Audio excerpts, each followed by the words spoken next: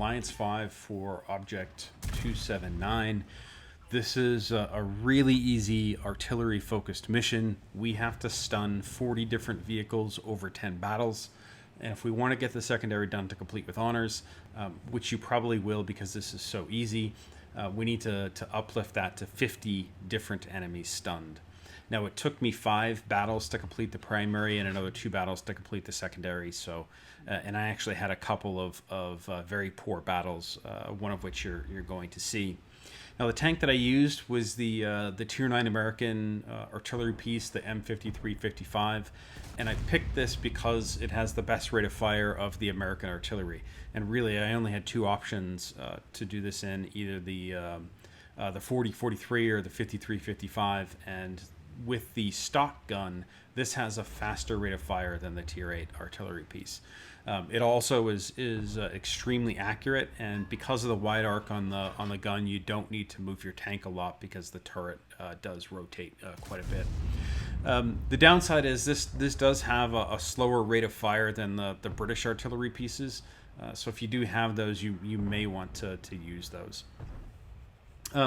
Equipment almost doesn't matter, but probably standard artillery equipment across everybody's top tier artillery. Rammer, gun laying drive just for the reduced aim time, and then the vents just for the additional crew bonus, which pretty much boosts everything on the tank.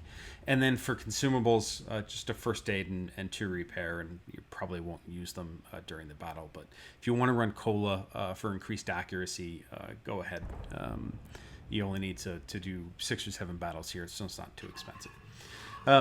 The alternatives, there really are only a couple of alternatives because this is a mission that does require artillery pieces. I think the best alternative is the FV 3805 because it does have an extremely high rate of fire, again, if you use the stock gun, and because we don't care about the amount of damage that we're doing and only the number of tanks that we stun, different tanks that is, all you care about is rate of fire for this. And the same is true for the FV 207, use a stock gun for the rate of fire.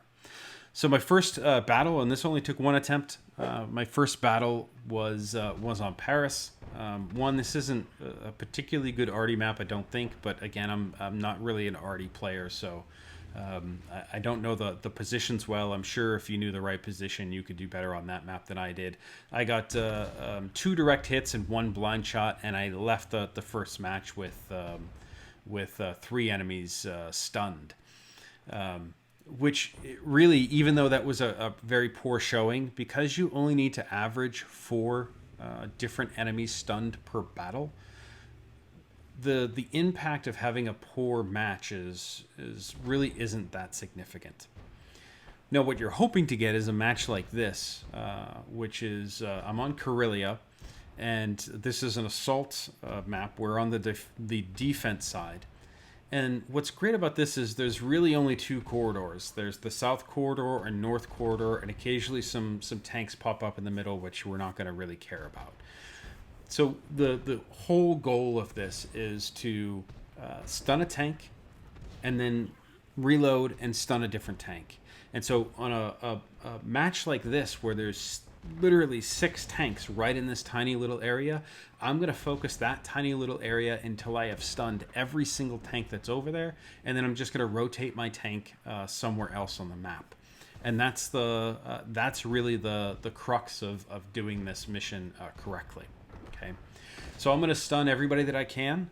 I think I've stunned most of them to this point, and I get this blind stun on this Ripper Patton here, and then that's it. That was the last tank I needed to stun on that side, so I shifted over to the north side and got a couple of stuns in on the north side before the team got overrun, and we did lose this.